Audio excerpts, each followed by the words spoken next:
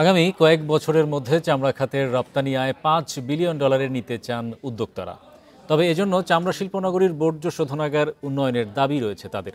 বৃহস্পতিবার রাজধানীর international convention city বসুন্ধরায় আয়োজিত 10ম লেদার টেক বাংলাদেশ এক্সপোতে এসব কথা বলেন চামড়া শিল্পের উদ্যোক্তারা। এ খাতের উন্নয়নে নতুন পরিকল্পনা নেওয়া হচ্ছে বলে জানায় বিনিয়োগ উন্নয়ন কর্তৃপক্ষ বিডা।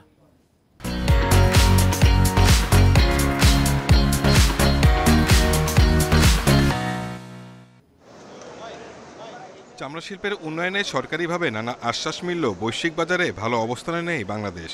বৈচিত্র্য নেই চামড়াজাত পণ্য রপ্তানিতেও। চামড়াজাত পণ্য, জুতা তৈরি যন্ত্রপাতি, বিভিন্ন উপকরণ, রাসায়নিক ও আনুষঙ্গিক পণ্য নিয়ে দেশের চামড়া শিল্পের সবচেয়ে বড় প্রদর্শনীর আয়োজন এ লেদার টেক বাংলাদেশ।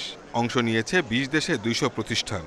তো যদিও আমরা লেদারগুলো চায়না বা অন্য কান্ট্রি ইটালি থেকে আমরা ইম্পোর্ট করি, আমার মনে হচ্ছে যে আমরা এখন দেশ থেকেও আমাদের প্রোডাক্টগুলো নিতে পারবো। সংশ্লিষ্টরা বলছেন, এ খাতের উন্নয়নে সবচেয়ে বড় বাধা সাভার ট্যানারির সিইটিপি এখনও মানসম্পন্ন না হওয়া। এতে পিছিয়ে পড়তে হচ্ছে রপ্তানি বাণিজ্যে। তাই তো এ শিল্পের উন্নয়নে দায়িত্ব নিতে হবে সরকারকেই। যেই সিইটিপিটাকে আসে সাভারে, সেই সিইটিপিটাকে অতি সত্বর কোনো রকমের আর এদিক সেদিক না করে সম্পূর্ণ করা দরকার।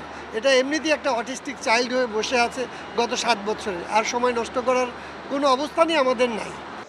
চামড়া খাতের মান উন্নয়ন সহ সামগ্রিক বিনিয়োগ বাড়ানোর আশ্বাস বিনিয়োগ উন্নয়ন কর্তৃপক্ষ বিডার। সব অনুমোদন বা সব অ্যাপ্রুভাল আমাদের হাতে না, এটা সরকারের বিভিন্ন এজেন্সির হাতে। তো আমরা চেষ্টা করছি লেদার সেক্টরে যারা আছে সবাইকে নিয়ে বসে তাদের কি চ্যালেঞ্জগুলো আছে সেগুলো আইডেন্টিফাই করে, যে সেক্টর বা যে অথরিটির কাছে যে ইস্যুগুলো আছে তাদের সাথে রেগুলার যোগাযোগ করে এই জিনিসগুলো সলভ করে নিয়ে আসা বা সমাধান করা। চামড়া শিল্পের 3 দিনের এ প্রদর্শনী চলবে শনিবার পর্যন্ত। Shahid Ahmed, independent news, Dhaka.